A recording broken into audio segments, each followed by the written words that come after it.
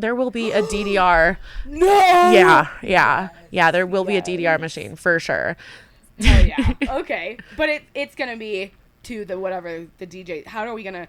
We're gonna need someone to program. No, that's just for me. It's in the green room. It's in the green room. I'm not letting all these people go on my DDR machine. Yeah. That DDR. Yeah, no. That's just for the staff. Yeah. You need a break, go on the DDR. Yeah. But last time I played DDR was like last summer, and I never realized how out of shape I've gotten since fifth grade. So it's a lot harder than it was then. I bet. Yeah, even with all the warehouse dancing all night. But I love all like the Japanese like poppy like boom boom boom. Like you can see why I'm a techno DJ. Yeah. Oh yeah. I can. Wow, that's funny. So back to the Chontane show. Setting up was it was my favorite part, I think, about the night was watching Simon go from technical mindset, setting everything up, to just jumping on stage with Jameson. Yeah. Like, going from setting up the show into playing your own show is really difficult. And Simon and I both honestly, I don't want to say hate it, but it's hard to kind of like sink into the creative experience of mixing when you're looking out at the audience and you're like, I need to fix that, or does the bar have enough ice, or shit, I forgot cups. So it's kind of hard to like sink into the music when you're also running the entire event. And usually Simon and I will try and if we're doing our own shows, which we try not to do too often because I think it's tacky, to be honest, too. And I'll get into that in a second. Okay.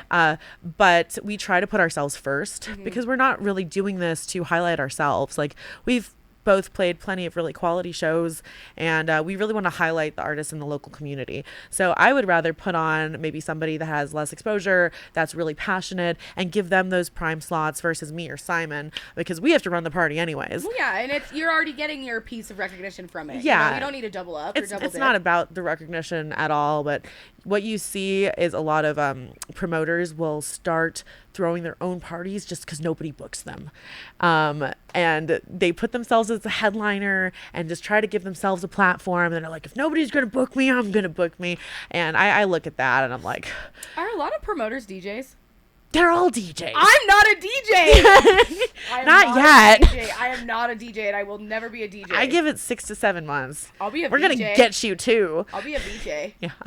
Yeah. But that's interesting because I'm a promoter. Yeah. And I am not a DJ, and I don't want to be. I think that would muddy the waters for me. I mean, yes and no. I think a lot of promoters become promoters because they're not getting booked as DJs also. So it's kind of like that DJ to promoter pipeline where, you know, you really want to get into the shows, and the way that you connect with those groups is by promoting for those groups. And then inadvertently you suddenly are a promoter because you're trying to get DJ gigs. Yeah. Okay. Well, I guess I guess it was a similar situation for me. I just wasn't trying to be a DJ. I was just trying to hang out. Yeah. You know? Yeah. And I talked about in the last session that I was here recording, I talked a little bit about how if you can carry some heavy speakers at 5:30 a.m., you can probably hang out with us. Yeah. Oh my gosh. People are like, I want to throw parties. That looks like fun. Meanwhile, it's just carrying heavy speakers at 5:30 a.m. It's being real tired. Come to Loadout. How much do you love music? Come to Loadout. Yeah. Yeah. That's always the test is if you can hang out. Well, and then just to like clarify, so when we're doing these productions and shows, it's like a 48-hour process. So usually the night before, we're loading in speakers with our U-Hauls, and we're setting up the bar, and we're doing all the sound checks. And then the next day is the party. We go till 5:30 a.m. and we need to get everything out of the warehouse that same evening of the party. So when the party ends at 5:30 a.m., we're not going home. That's when we start packing up all of these heavy speakers and all the gear and all the equipment and everything, getting everything back into the U-Haul, bringing it back to the warehouses. And we usually...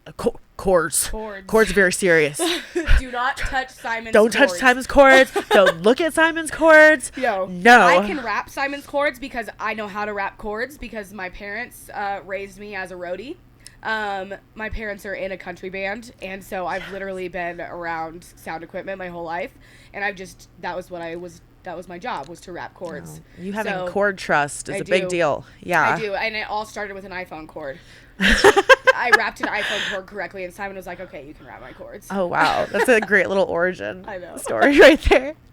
Yeah, it's a lot of cord wrapping, and then the sun is rising, and usually the sun's already up. Yeah, the sun's already up, It's and daytime. We get out of there at like 7:30, 8 in the morning. So when people message our account and they're like, "Hey, I want to play a show," well, how about you come in and volunteer and see what really goes into it? Because the people that Denver Techno is going to book at the end of the day are going to be the people that volunteer to help out this underground scene, because we're not corporate. We're just two crazy music fans doing this out of the love of our heart. Yeah. So, if you want to run with Denver Techno, you better learn to rap some chords. If you can't get off the porch with the dogs and it's too hot in the kitchen, then stay inside. If the kitchen's too hot and the dogs are rapping chords, then you better get on the porch. Okay. We digress. Yeah. Okay, so after loadout is done, how soon after that, like, do you take a break thinking about shows, or are you like already thinking about the next one? We take 24 hours to hibernate. And then usually by Monday, that's when we're either doing our next announcement or we're pushing forward. Getting back to the emails. By Monday, if we're doing our party on Saturday, then we're already implementing our marketing plan for the next show. So after our last party, which was last weekend, featuring Emiliana, a great industrial DJ, as soon as Monday came along, we're pushing Argon, which is the one that's happening tomorrow night. Yeah. Awesome. So let's change directions a little bit and kind of talk about the general scene in Denver. Not even maybe just techno, but electronic music in general. And I really want to talk to you about why you hate the term EDM. Okay. Because I know that it's something that even I catch myself wanting to say sometimes because it's general. But you are the most passionate person about, because if you say EDM, around Anais, you better be ready to be chewed out. And I want you to chew them out right now. Okay, so the reason I hate the term EDM is because it is an umbrella term for people that don't know shit about electronic music. It is the fucking Ultra Music Festival headliner, Deadmau5, Marshmallow, blah, blah, blah, just umbrella term. And if somebody asks me if I'm an EDM DJ, I want to die, because that is my worst nightmare, to be considered an EDM DJ. But then you sound like such a fucking snob when you're like, actually, it's techno. Well, if you're a techno DJ, you are a snob. Okay, sure. But it's just like, it's a triggering term because it shows that you haven't spent the time really developing your taste or understanding. So, it's not an EDM rave. It's a techno rave. And then, there's house music, there's drum and bass. And the umbrella term just doesn't cover the intricacies of those genres. It just shows that you haven't done any research or spent time really digging into what you enjoy. So how do you feel about these more open deck concepts, no genre, come play whatever you want parties that are happening? I think that's really cool. I mean, usually I feel like when I say open genre, that just means UKG. Okay. What is UKG? It's like the garage music. Garage. It's not garage. It's garage. Yeah. And it's just like a lot of cool MC vocal samples and really fast and kind of like broken beats. And I don't know if I'm really describing that correctly at all. UKG stands for UK Garage? Yeah. Okay. Yeah. Okay, and if this is wrong, we have to cut all this out because I'm not a UKG DJ. But Quite Right does those open format parties, and I think it's really cool because you're drawing a sort of a wider community there, and the mystery is kind of fun too. I like mystery. Yeah. I don't like all mystery lineups, all mystery everything. I need a little bit. That just shows that they did no planning. That's exactly what I think. But is that just because we throw parties that we know that? Is that appealing to other people, do you think? No, I don't think it's appealing.